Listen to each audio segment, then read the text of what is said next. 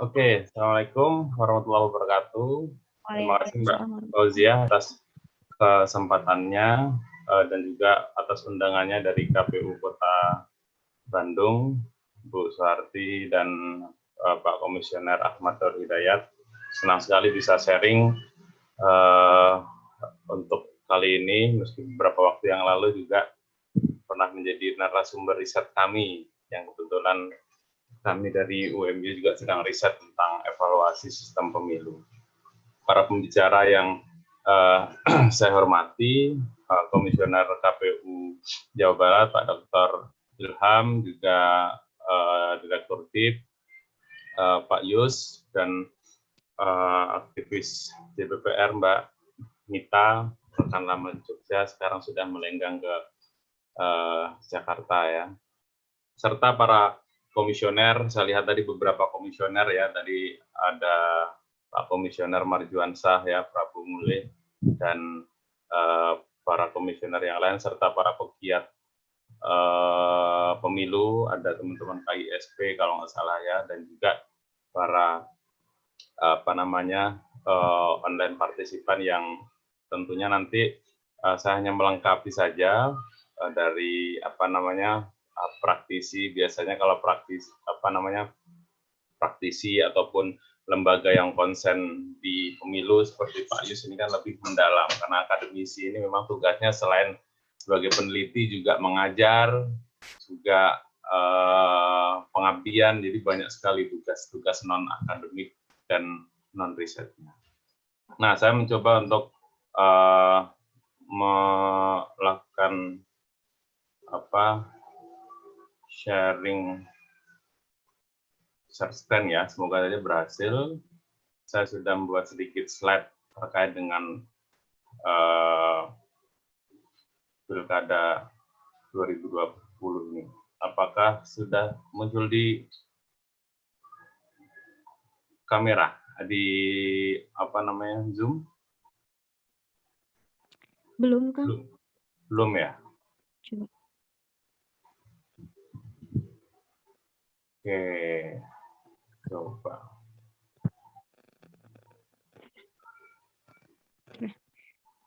Belum muncul. Sudah muncul belum? Sudah muncul. Oke.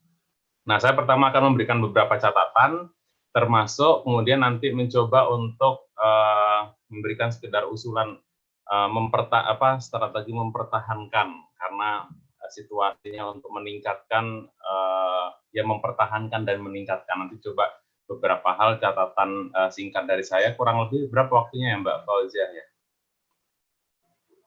Sekitar 15 menit, Mas. Berapa? 15 menit. Oke, 15 menit cukup lah. Ya.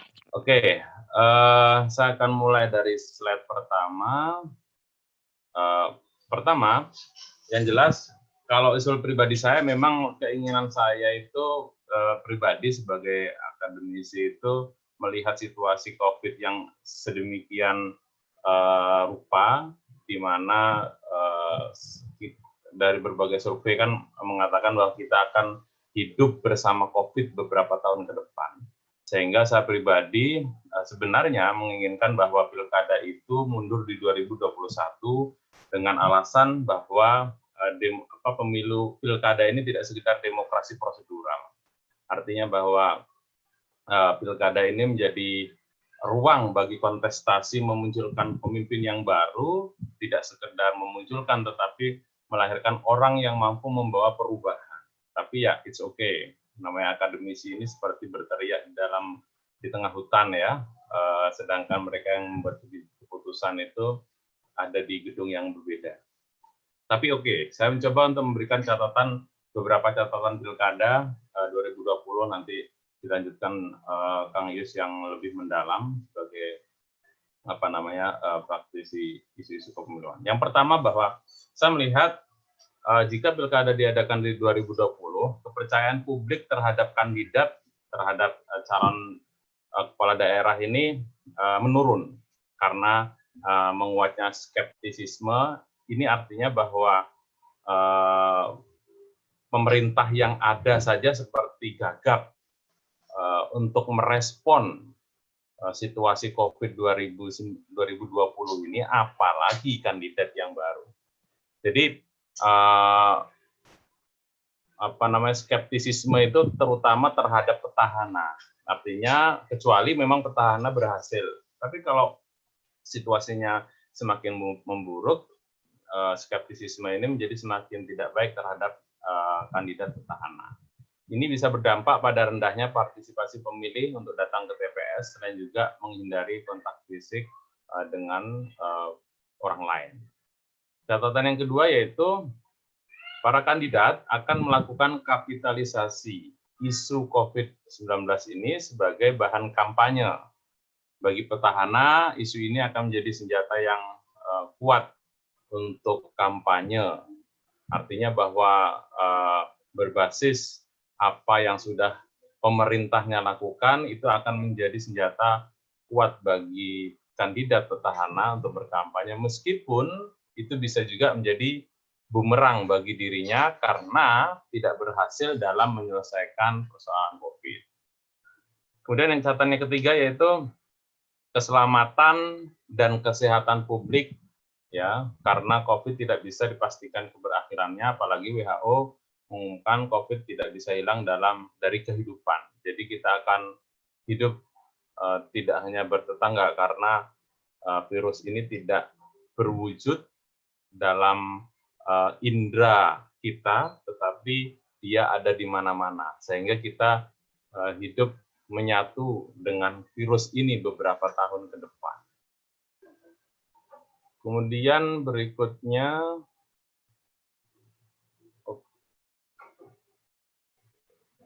nah, yang menjadi penting bahwa di luar situasi non-COVID saja politik uang sudah merajalela, apalagi dalam situasi COVID 2019. Maka politik uang semakin merajalela dengan situasi ekonomi masyarakat yang melemah, di mana banyak pemutusan kerja di berbagai daerah, orang yang dirumahkan, dan berbagai hal, sehingga kebutuhan ekonomi itu sangat dibutuhkan. Maka politik uang menjadi senjata utama bagi para kandidat untuk mengiming-imingi pemilih itu memilih dirinya. Para kandidat memanfaatkan situasi ini untuk elektabilitas mereka. Nah, kemudian catatan yang berikutnya yaitu resiko tertinggi penularan COVID selain pada hari H pilkada adalah pada tahapan kampanye, karena kandidat akan melakukan kontak secara langsung dengan para pemilih, kecuali kampanye dilakukan secara online atau daring. Ini potensi maksudnya. Jadi potensi-potensi ini yang memungkinkan catatan untuk pilkada serentak di bulan Desember nanti. Kemudian, meskipun diberlakukan protokol kesehatan di tiap TPS, itu tidak menjamin keselamatan warga. Melihat perilaku warga, bahasa sekarang warga plus 62 yang mungkin kontrol terhadap dirinya saja tidak bisa. Yang terjadi justru sebaliknya, bisa memungkinkan warga terpapar akibat perilaku mereka yang sulit dikendalikan. Nah, karena hanya 15 menit, saya mencoba untuk mempersingkat. Saya mencoba menawarkan beberapa solusi, ya, beberapa alternatif maksudnya. Bagaimana setidaknya mempertahankan dari pilkada sebelumnya jumlah partisipasi, bahkan meningkatkan partisipasi pemilih pada pilkada pandemi 2020. Yang jelas, skenario pilkada 2020 adalah skenario yang penuh risiko. Pilkada bukan menjadi solusi, tapi justru bisa menambah persoalan baru lagi, yaitu persoalan penularan. Meskipun beberapa data tadi sudah disebutkan oleh Pak Komisioner KPU Jabar, masyarakat di Jawa Barat membaik, tetapi itu tidak menjadi tidak menjadi landasan juga, karena biasanya tsunami itu, ya, kalau meminjam teorinya tsunami itu biasanya situasi tenang, tiba-tiba arus yang besar itu semakin datang. Nah, Maksudnya jangan bahwa jumlah yang landai, jumlah korban COVID yang landai itu kemudian menjadikan masyarakat terlena yang kemudian terjadi gelombang kedua peningkatan korban COVID. Karena di Jogja beberapa minggu yang lalu juga pun terjadi hal yang sama ketika jumlah peningkatan korban COVID itu landai, masyarakat melakukan bukan pesta tapi melakukan perayaan sepeda yang cukup besar di 0 km Malioboro. Nah, tiba-tiba dari situ terjadi beberapa yang terkena juga meskipun tidak besar. Nah, kemudian pengawasan harus diperketat karena ada saja pihak yang pasti memanfaatkan situasi seperti ini untuk kemenangan kandidat. Nah, beberapa hal risk management yang bisa mungkin sekedar sharing terhadap teman-teman komisioner dan juga para peserta yang lainnya. Pertama, hindari pertemuan yang melibatkan banyak pihak, baik mulai dari pendaftaran kandidat, verifikasi DPT, dan seterusnya, termasuk juga jika memang anggaran memungkinkan, mulai memperbanyak kampanye Pilkada Sehat 2020. Mencoba untuk menanamkan kesadaran bahwa Pilkada 2020 adalah Pilkada Sehat. Jangan pada akhirnya Pilkada 2020 klaster baru penularan COVID 2020 gitu kan. Maka harus dilakukan kampanye Pilkada Sehat. Nah, pada saat kampanye, batasi kampanye yang mengumpulkan banyak warga dengan penerapan protokol kesehatan. Kalau seandainya sekarang bisa di gedung terbuka, di rapat RT, di rapat-rapat yang lainnya, maka kampanye nanti pada saat fase kampanye sudah dilakukan, maka proses kampanye kandidat itu harus dibatasi. Seandainya di dalam gedung, kemudian ada pengaturan jarak serta kehadiran kepulangan sehingga tidak lagi berdiri ataupun bertumpuk-tumpuk, tapi duduk seperti orang seminar, kemudian kursi diatur, serta waktu yang singkat, tidak 3-4 jam, tapi sejam itu sudah cukup. Kalaupun memang itu membutuhkan fase kampanye secara offline bertatap muka dengan para pemilih. Jadi dengan protokol kesehatan, maka meskipun sudah diketok anggaran penambahan itu, tapi memang pengawasannya harus cukup lemah. Kemudian perbanyak kampanye online dan poster. Maka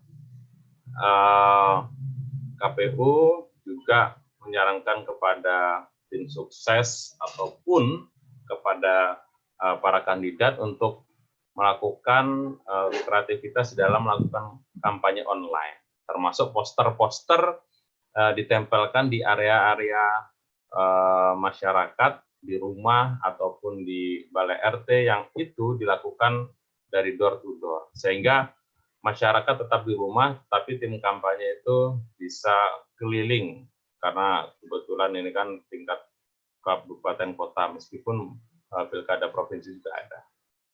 Dan jika masih memungkinkan, memanfaatkan aplikasi e-pilkada sebagai tahapan sosialisasi kampanye, artinya membuat aplikasi khusus masing-masing daerah dengan potensi warganya yang pintar melakukan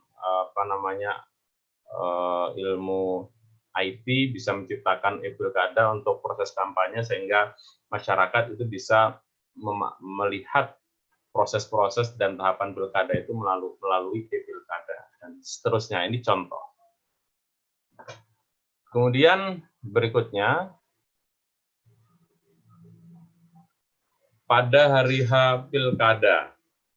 Nah, ini nggak tahu juga memungkinkan nggak kira-kira memperkecil jumlah DPT per TPS. Jika sekarang mungkin saya kurang tahu detail perkiraan jumlah DPT itu hingga 500, memungkinkan tidak seandainya DPT jumlah diperkecil, seandainya per RT ataupun sub di bawah RT yang seandainya per sub TPS itu bisa 50, 60, sehingga memang pada akhirnya dengan memperkecil jumlah DPT ini semakin menambah petugas KPPS dengan APD tentunya.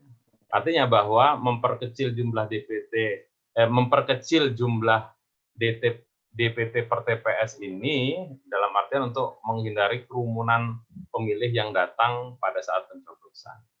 Kemudian penyediaan tim medis di tiap TPS, penerapan protokol kesehatan secara ketat, ya, mulai dari tes suhu dan seterusnya, termasuk juga penjadwalan kehadiran pemilih. Jadi kalau seandainya sekarang dibuka dari jam 7 sampai jam 12 atau sampai jam 1, sekarang seandainya jika memungkinkan dari jam 7 sampai jam 10 itu nama-nama ini. Seandainya 20 orang dari jam 7 sampai jam 8, kemudian atau 30 orang dari jam 8 sampai jam 9, 30 orang berikutnya.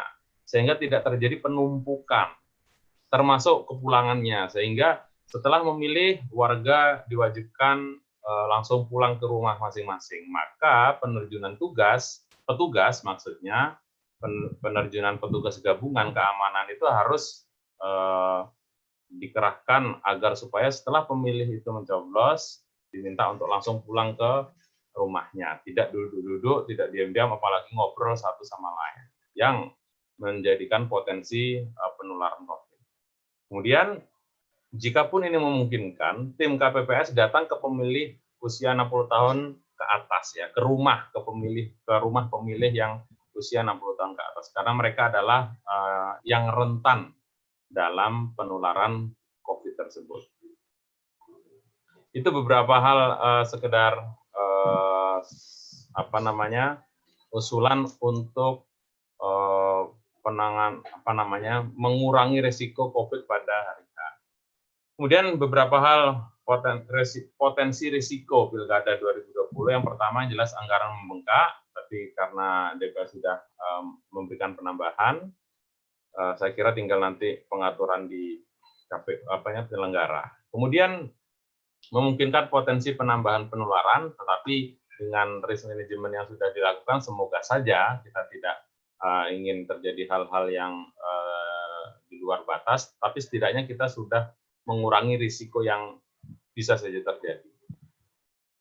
Nah, namun demikian bisa jadi bahwa pilkada ini tidak menghasilkan pemimpin yang merubah kondisi, karena kemudian saya pribadi melihatnya sekedar untuk memenuhi pemilu prosedural minus substansi, karena situasi yang demikian sebenarnya membutuhkan kekuatan pemerintah, leadership yang mapan, sehingga memang situasi setelah baik itulah sebenarnya pilkada bisa dilakukan. Tapi it's okay, karena pembuat kebijakan sudah memutuskan, maka kita bisa melakukan beberapa hal yang meminimalisir potensi penularan virus ini, termasuk menambah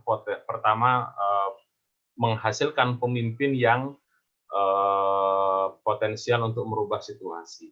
Namun demikian, bahwa partisipasi itu kan garis lurusnya adalah dengan legitimasi. Artinya semakin tinggi partisipasi, berarti kan semakin kuat legitimasi penyelenggara itu sukses, semakin kuat legitimasi kandidat yang terpilih untuk memimpin daerahnya. Sebenarnya kan hubungan antara partisipasi dan sebuah pilkada ataupun pemilu itu kan pada legitimasi kepemimpinannya, termasuk KPU, Bawaslu sukses menyelenggarakan karena partisipasi itu cukup tinggi, sehingga ada legitimasi. Saya kira itu saja, sekedar pengantar singkat dari saya terhadap sesi pertama ini. Terima kasih. Begitu aja Mbak Fauzia. Assalamualaikum warahmatullahi wabarakatuh.